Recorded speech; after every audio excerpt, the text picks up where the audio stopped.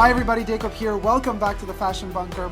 You guys inspire me so much and you send such interesting comments that, I do a lot of channel talk lately just because there's like so much amazing stuff to cover that I want to like discuss and debate with you guys. I want to make it as interactive as possible.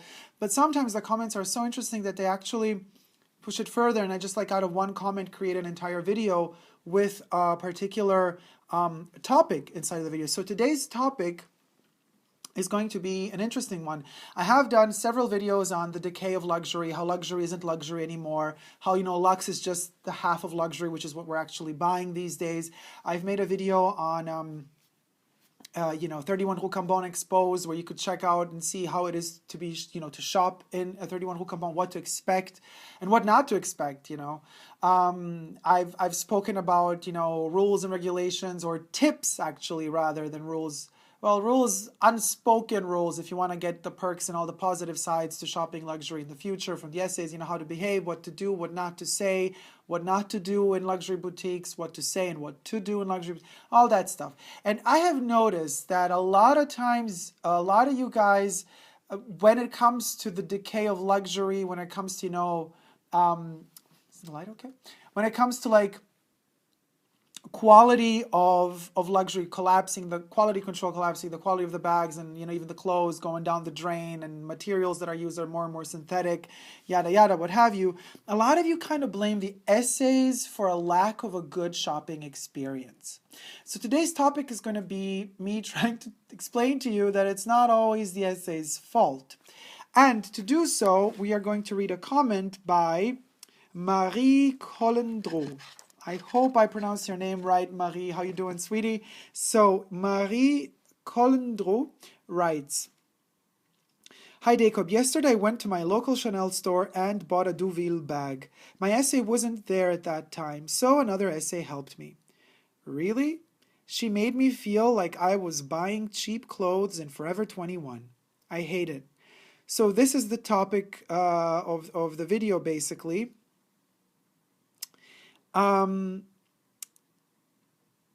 Marie basically didn't, have her regular essay, and another essay was there. And just like when she was buying the Ville bag is kind of like a canvasy bag. It could be in jeans or in canvas. It's like a shopping bag. Like it looks like a beach bag.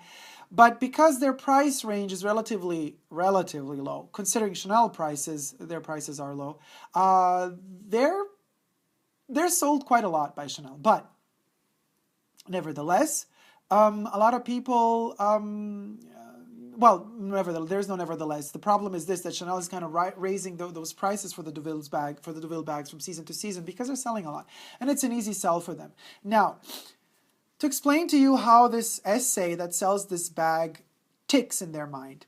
First of all, an essay has a commission for every sale. So you would think, like a lot of you, very uneducatedly and unpolitely kind of stated in a lot of comments in my past videos, a lot of you say like, well, if they want their effing commission, they better lick my toes and all that stuff.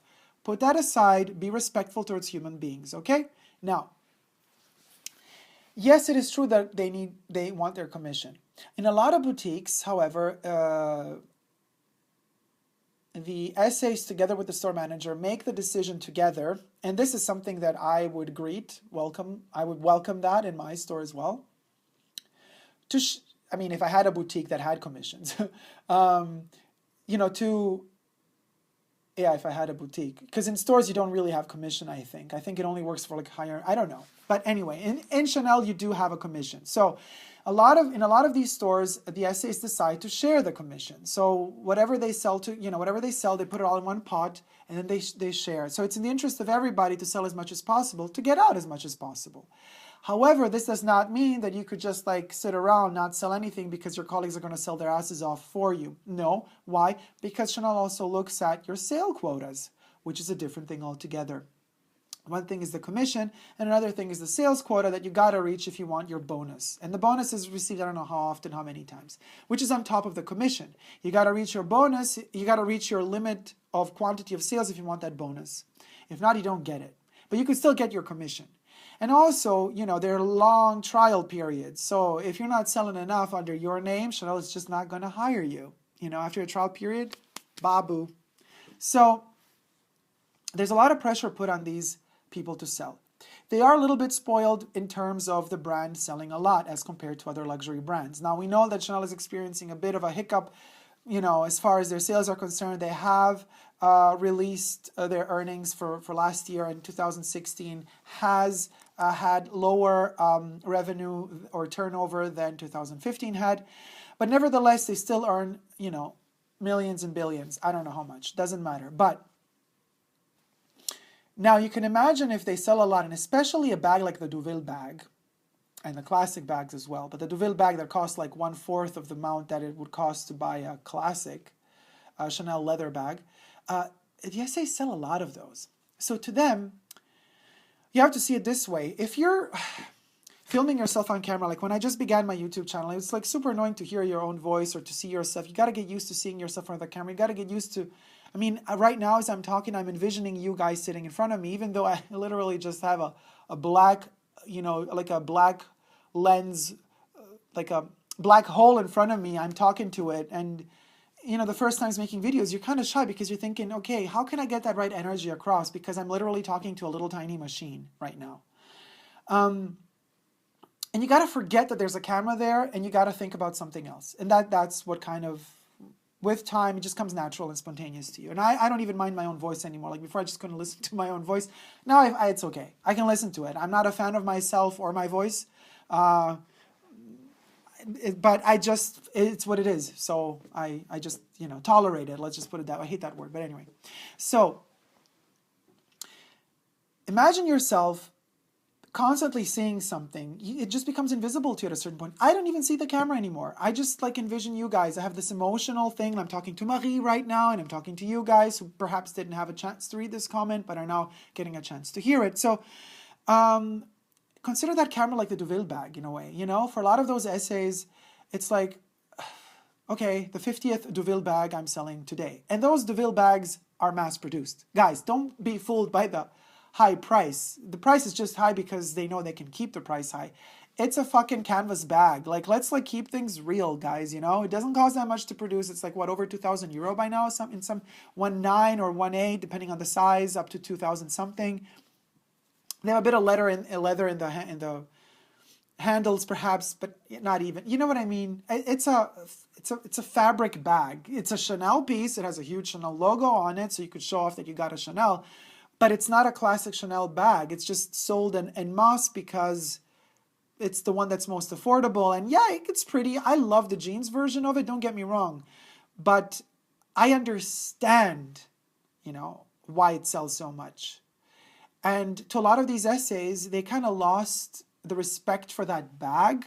Not that they lost respect for the brand, but just like that bag has become, you know, like at a newspaper stand, you're selling a newspaper. And so they can't show you that enthusiasm. They may be just tired. And that's fault of the brand, not a fault of the essay, because the brand instigates the buyer to buy, the client to buy more and more and more. Makes you believe you really need that bag to keep your dreams alive. It makes you also believe that that bag is very special, and that's the magic of a luxury brand like Chanel. You know, they make you really believe the dream. They make you believe the story that they're telling you. And of course, it's a fake story, because to make that bag, they don't need all that money. The profits they're making are huge. You have to envision it also this way. When you enter a Chanel boutique, when you enter any luxury boutique, really, nowadays, it's the accessories that bring in the dough. Not really the pret-à-porter, not really the clothes. So compare it to a restaurant. Maybe I've said this in another video before, but at this point, after 700 videos, I don't even know. But if you go to a restaurant, you know, the restaurants don't earn a lot of money on the food. It's the beverages. Well, in America, because you get refills for free, it's a bit tricky, but you only get it on non-alcoholic drinks. But if you're drinking alcohol, you're paying every glass extra. There's a huge markup on the drinks. You know what I mean? Like, you could end up paying, I don't know, 10 bucks, 15 bucks for a glass of beer or wine, maybe even more, depending how luxurious the restaurant is. You know, you catch my gist. However, the proportion of the quantity you receive and how much you pay for that and the margin that they earn on the beverage is way higher than the margin of profit on the actual food that you consume in that restaurant. So the bars and restaurants, they get their money off of the drinks rather than the food. Food is kind of considered collateral damage to them. Actually, really is. So you have to see it that way. When you enter luxury boutique, the bags, the accessories, the leathery goods, they are the drinks. That's where they get the huge profits in. The clothes, lower margin of profits, but that's why they're working on more, artificial textile, synthetic materials and textiles, so they could kind of like profit more from those margins. But it's the bags, it's the leather goods. Leather doesn't cost much. Nowadays, there are certain acrylics and plastics that cost more than leather. I know luxury leather is hard to obtain, and luxury brands are struggling to get premium quality leather, but since they're producing more and more collections every year and more numbers of collections per year, the amount that you actually have to pay for these, like the amount of leather produced that's top notch, the highest end game, like highest level of leather, there's not enough even for the luxury brands. So you got to be very picky. You got to pick out, you got to know your leather. And yes, within every collection of the luxury brand, you will find that bag that's made in that good leather, but you're going to find 50 others that are made in the cheaper leather. It's just how it is. There aren't enough animals to kill to produce all those bags. So, but anyway, let's get back to the topic of the essays. They sell a lot. And it's who's the culprit? Unfortunately, it is the brand. It's the brand that pushes it onto them, that thinks, okay, well, our consumers want the Ville bag en masse. They want it 50,000 times a day.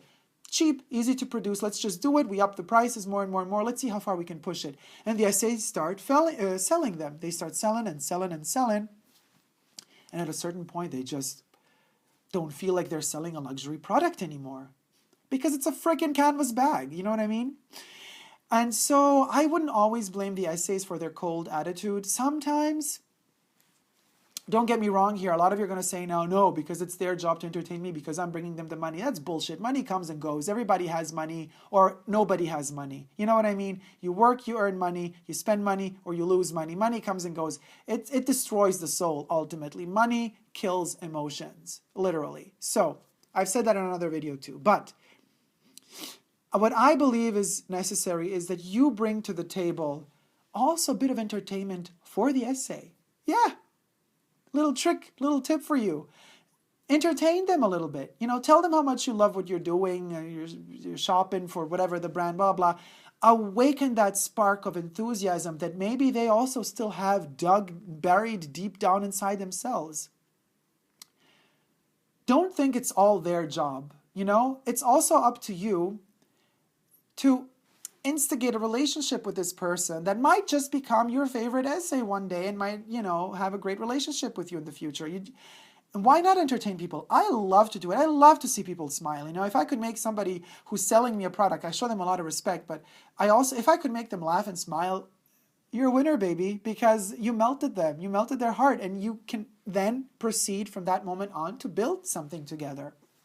So don't just come like shyly silent thinking like, convince me to buy this bag. No, that's the wrong approach.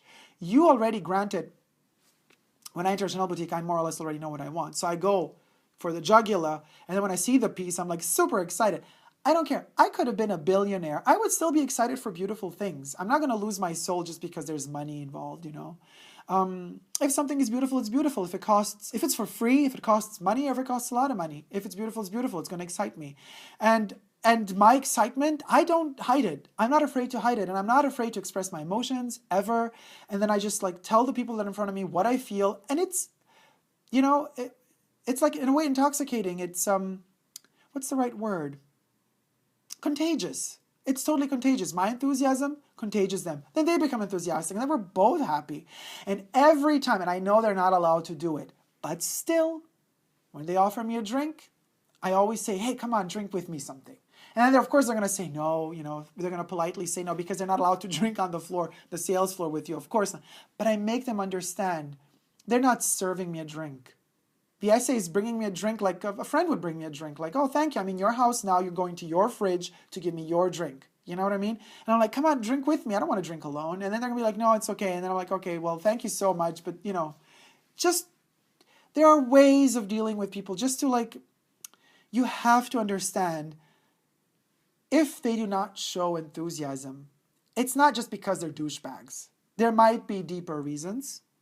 There might be personal reasons too, but usually it's the brand. It's the brand. They're just like overselling these products to a point where it's just nauseous. You can't be fucking excited anymore for a DeVille tote. You just can't. Hell, I can't be excited for a DeVille tote, and I just see them online all the time, and I don't touch them all the time. You know what I mean? Anyway, that's all I had to say. Rant over, video over, tips over, whatever over. I hope you liked the video. If you have, please do thumb it up. Let me know what you think in the comment section down below. Oh God, I'm losing my voice. And if you haven't already but wish to subscribe to my channel, please do so on YouTube. I am also on Instagram, Facebook, and Twitter.